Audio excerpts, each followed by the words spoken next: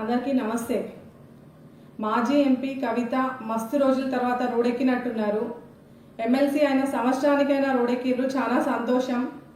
2014 తర్వాత ఎన్నడూ రోడెక్కలేదు, ఎన్నడూ నిరసనలు తెలియజేయలేదని మాట్లాడుతూ ఉన్నాం. ఇవాళ ప్రజల కోసమే మేము రోడెక్కినట్టు మాట్లాడుతూ ఉన్నాం. సిగ్గుండాలే. మీరు మీ రాజకీయ లబ్ధి పొందడం కోసం, మీరు చేసిన అవినీతిని కప్పిపుచ్చుకోవడం కోసం ఇవాళ మీరు రోడెక్కిండ్రు. ఈ విషయాన్ని మనం పక్కన పెడదాం. 2019లో నిజామాబాద్ పార్లమెంట్ ప్రజలు రోడెక్కి నిరసనలు తెలియజేసి నీకు జీవితంలో మర్చిపోలేనటువంటి గుణపాఠం ఒక బహుమతి ఇచ్చిండ్రు. ఇచ్చిన బహుమతికి ఏడాది పాటు జిల్లాలనే కాదు రాష్ట్రంలో ఎక్కడా కనిపించని కవిత నేడు జీడిపి గురించి, గ్యాస్, డీజిల్, పెట్రోల్ ధరల గురించి మాట్లాడడం చాలా హాస్యాస్పదంగా ఉంది. ఏమంటున్నావు? ఇవాళ గ్యాస్ ధర 400 రూపాయలు ఉండే, పెట్రోల్ 60 రూపాయలు ఉండే అని మాట్లాడుతూ ఉన్నావు.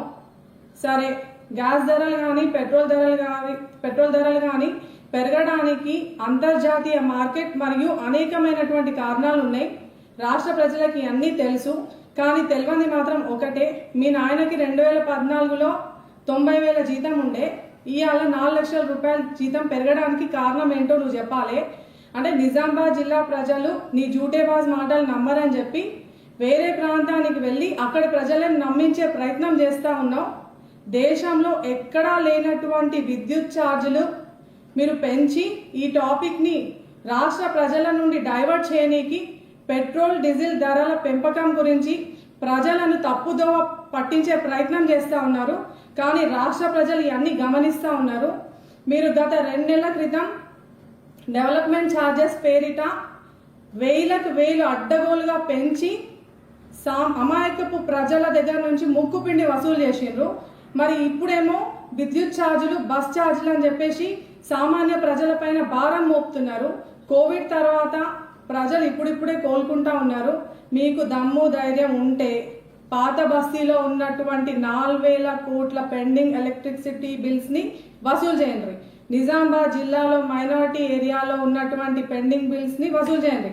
అప్పుడు ఈ ఛార్జెస్ గురించి, ఛార్జెస్ పెంపకం గురించి మాట్లాడదాం. మరో విషయం ఏంటంటే, ఇది చాలా పెద్ద కామెడీ.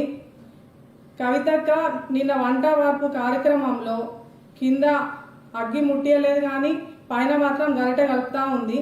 పాపం ఆమె తప్పేముంది, ఆమె మర్చిపోయినట్టుంది. ఏటీఎస్ నుంచి గత 8 ఏళ్ల నుంచి ఆమె చేసింది ఒకటే, కమిషన్లు మింగుడు, అవినీతి అక్రమాలకు పాల్పడు, భూ కబ్జాలు చేసుడు, పనికి వాళ్ళ రాజకీయం చేసుడు. ఈ అన్ని రాష్ట్ర ప్రజలు మొత్తం గమనించిండ్రు. తర్వాత బ్యాక్ టు పెవిలియన్, ఇంటికి ఖచ్చితంగా పరిమితం చేస్తారు. భారత్ మాతాకి జై. హాయ్ ఫ్రెండ్స్, మా టుడే టుమారో యూట్యూబ్ ఛానల్ చూస్తున్నందుకు చాలా థ్యాంక్స్. మరిన్ని లేటెస్ట్ వీడియోస్ కోసం వెంటనే సబ్స్క్రైబ్ చేయండి.